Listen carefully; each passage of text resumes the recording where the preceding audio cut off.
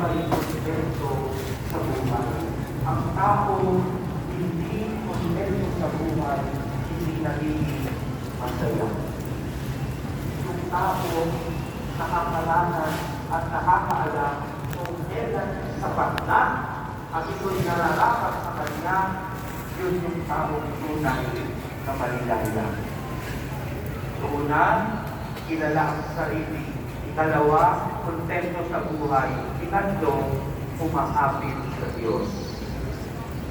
Paano ang ibig sabihin ng umakapit sa Diyos? Binibigyan tayo ng halimbawa sa Apostol San Pablo sa ikalawang pagbasa. Ang sabi niya, Apostol San Pablo, huwag at naman ang Espiritu Santo.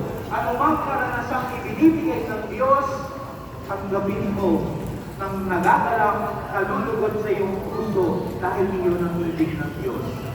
Kung minsan, may nagtatanong sa akin, bakit po ganoon, Father?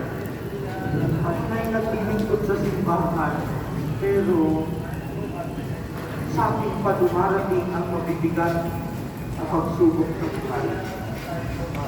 Bakit ganoon, Father? Ako na nga naglilingkod sa simbahan, kung ako ay ito. Ako ba yung paharap sa matinding problema? Minsan, kapag ganoon ang tanong natin, Panginoon, pwede bang kaya muling pagkabuhay ng iyong anak?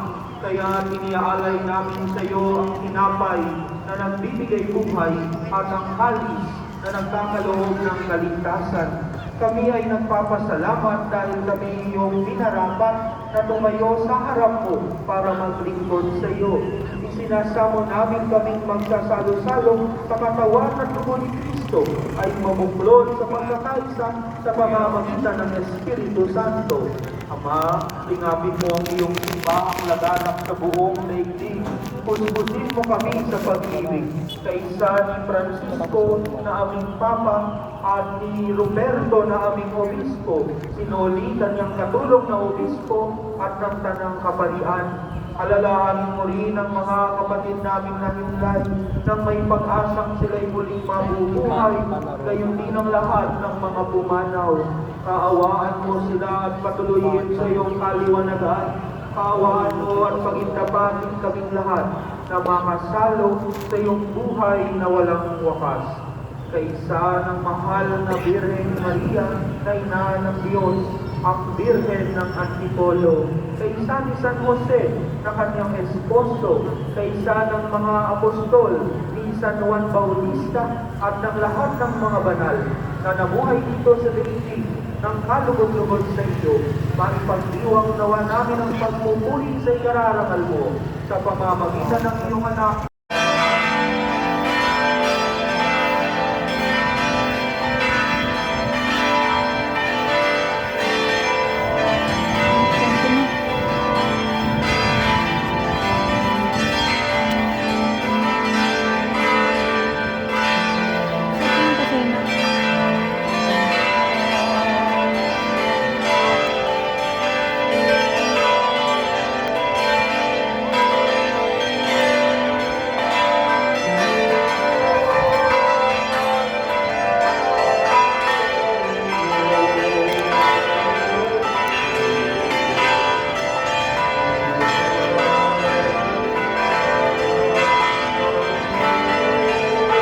Asan si Emat?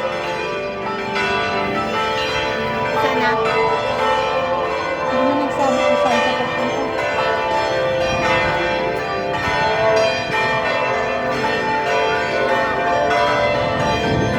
Si Edmond lang yun. Si Edmond lang yun. Si Emat. Wala si Emat.